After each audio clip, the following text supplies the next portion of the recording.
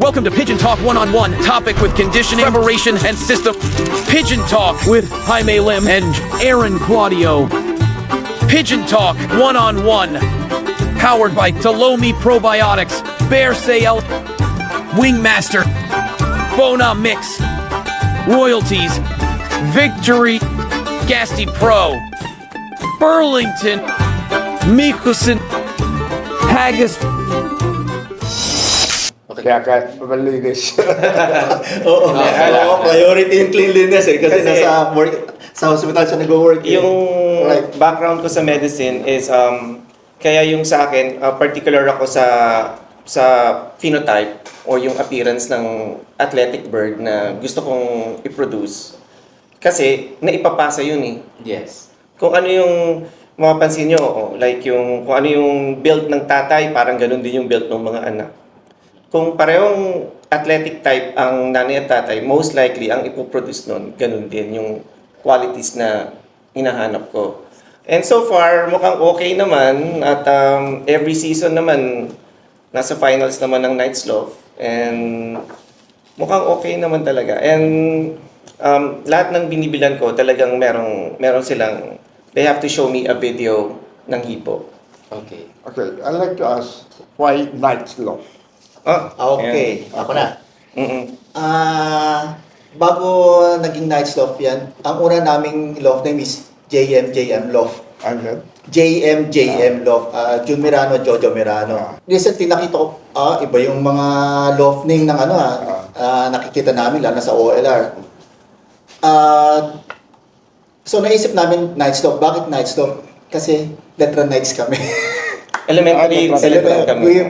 We studied Letran college. You played basketball, Letran. I'm not a member of the basketball team ng Letran. You have the height. Yes, I have the height. Kaya lang, Sir Jim, yung height ko, nung high school na ako nag-reach ng ganitong height. Maliit pa ako ng elementary. Sabi namin, baguhin natin kasi parang walang dating yung JM Law. So sinadjust ko, gawin natin Knights Law kasi Letran Knights naman tayo eh. And we're proud kasi alma mater nandito lang sa Intramuros. Yes, so that's how Knights Law came. Madalas ako dito sa katedral. Nasa ako, Knights of Columbus, akala ko doon. Letran Knights. Yeah. Okay, so paano kayong dalawa na sa tingin nyo na kailangan ko na mag-import ng ibon or kailangan ko na bumili? Paano niyo siya na ano? Si Jojo na dyan. Sa akin, nag-i-import ako parang to infuse speed sa locals. So pagka meron kaming shipper doon sa California, yun ang shipper ng mga ibon. Pero halos isang season lang December lang siya nag-ship. Okay. So Every year every year. Yeah. Recently 2 years lang hindi. Pero kasi itong nakuha ko is kumikilos. Moving na. Kumikilos siya. So i-ano ko na lang. Ititimpla ko na lang sa magandang bloodline. Balita ko na-scam ka daw sa mga pagka nabili ka ng ibon, right? Yeah, i-share ko lang po bilang OFW fan shares. Sa likod ng mga trophy po namin and everything, sa likod ng larawan na yan, madaming pasakit. Lalo na naranasan ko bilang OFW. Bilang nasa States na matagal na, kasi kami doon, we're used to we call the honor system. Yeah. Kung anong sinabi mo, yun yung totoo. Okay. Nung bago pa lang kami, sabi ko, kuya, ako nang bahala, may pambili na tayo. Magkarera na tayo. Nakabili ako ng loaf na wala namang loaf. Again? Nakabili po ako ng, ito po, loaf. Siyempre, unang bibilin mo, loaf. You're selling the law. They're selling the loaf, but there's no loaf.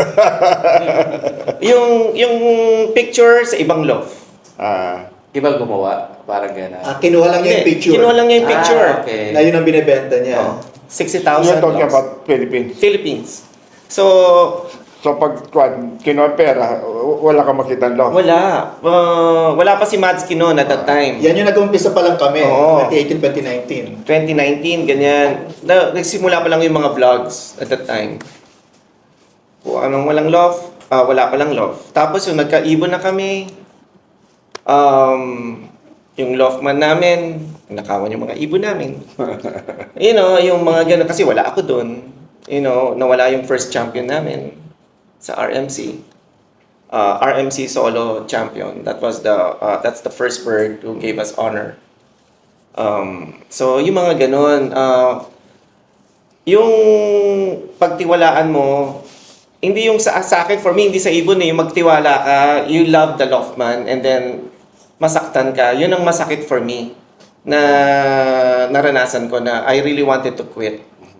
Pero for me as overseas, kasi at that time, yung anak ko nandito pa sa Philippines. Ngayon, pamilya mo na doon. Nandun na, kasama ko na.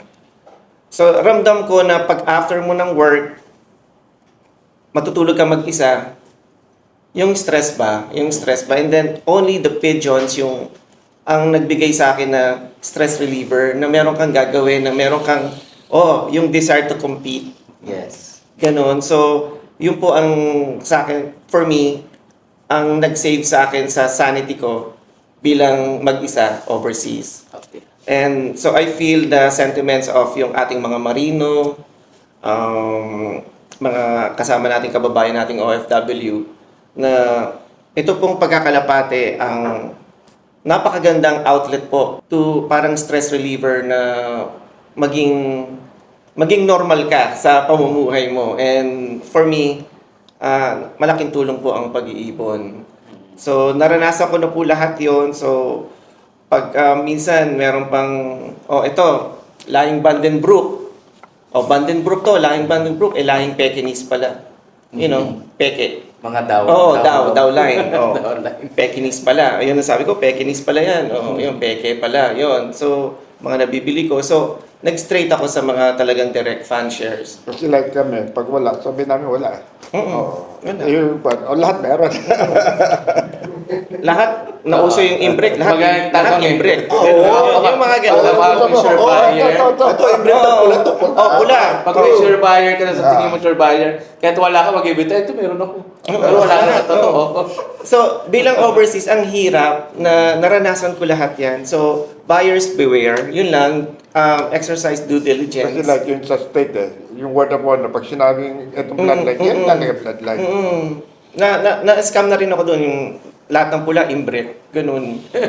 So, bili ako ng imbrek, ganun. So, yung mga ganun. So, just exercise due diligence and you'll be successful sa field na ito.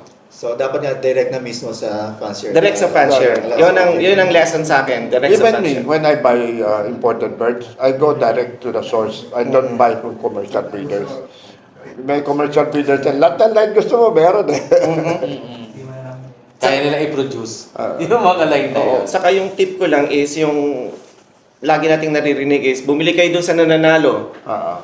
But for me, yung analysis ko doon sa bumili sa nananalo, like for example, Sir Jaime Lim, consistent yan. Hindi lang basta isang one-time, big-time na nanalo. Yung consistent. Yes. Hindi man siya first, nasa 20 siya, hindi nawawala yung pangalan niya. Kasi bakit? Meron mga Class A, Class B, Class C na ibon yan, mga yan. Maring yung Class C ni Boss Jaime Lim, Class A na yan sa club na nilalaroan mo locally. Kasi Class C, yun yung ma-afford mo. Pero pwedeng maging ace pigeon yun dun sa club na nilalaroan mo locally kasi champion na siya. Tingnan mo yung notebook na breeder ko. May category ABC. C. Yun, ganun po. May rating. May rating. May rating. Saka susubaybayin nyo yung nananalo. Minsan, magpapa-auction sila, tutulong. Even sa abroad, mga European, when they sell yung anak, ibang presyo, apo, ibang presyo. May category. Meron category. Saka, lalo na yung mga consistent fan shares, minsan, magsasale sila ng affordable kasi subok pairing nila yon.